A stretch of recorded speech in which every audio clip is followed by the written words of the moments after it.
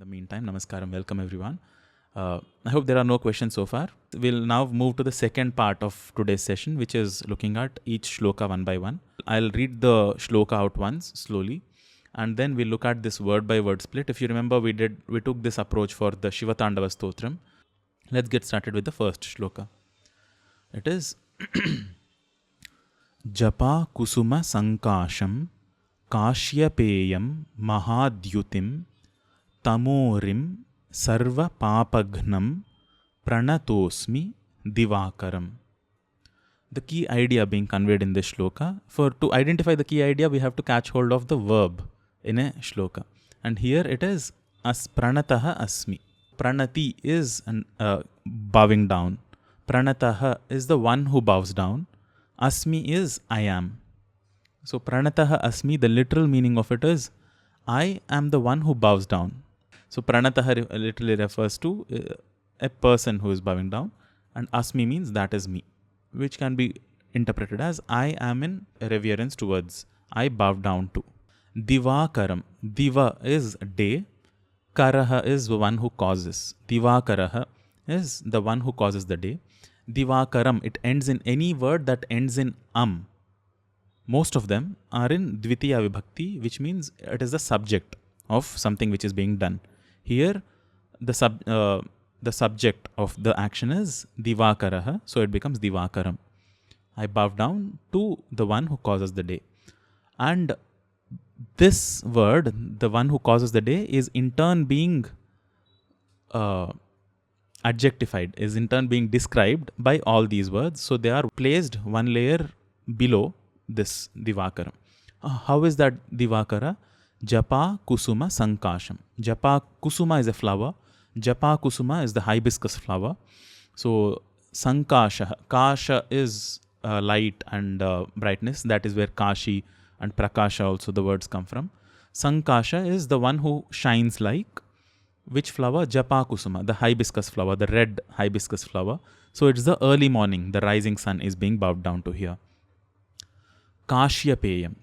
Kashyapa is one of the Prajapatis, one of the progenitors or the creators of many races or the many species even of creatures.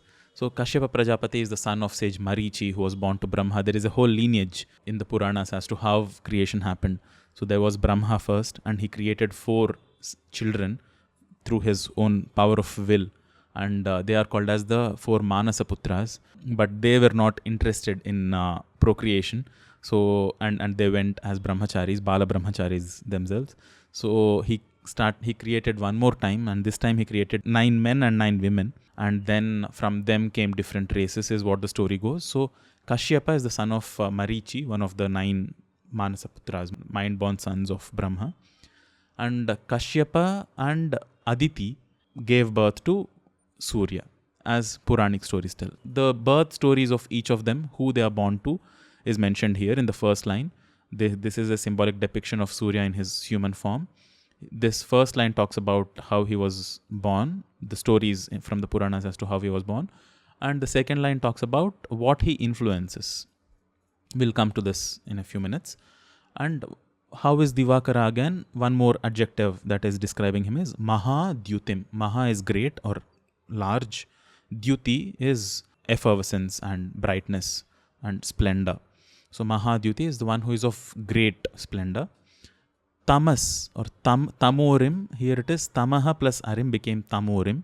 Tamas, as most of you already know, is inertia or dullness. Ari is the one who is an enemy. Ari Sudanaha is the one who kills an enemy. So Murari is Krishna. So Mura's enemy is Murari. So Tama Ari he's the enemy of darkness and inertia and dullness. And the final adjective is Sarva Papa Gnam. Gnanti comes from the same root as Hanana. So Ghna means the one who destroys, the one who breaks apart. What does he break? All sins. Sarva Papa is all sins. So these are the 5 adjectives which describe Divakara. And what is being done to Divakara is depicted by this word. And this is how the shloka is formed. Japa Kusuma Sankasham Kashyapeyam Mahadyutim Tamorim Sarva Papagnam Pranatosmi Divakaram. Surya or the Surya Graha is responsible for bestowing health and vigor, and he is, of course, the source of all life as we know it.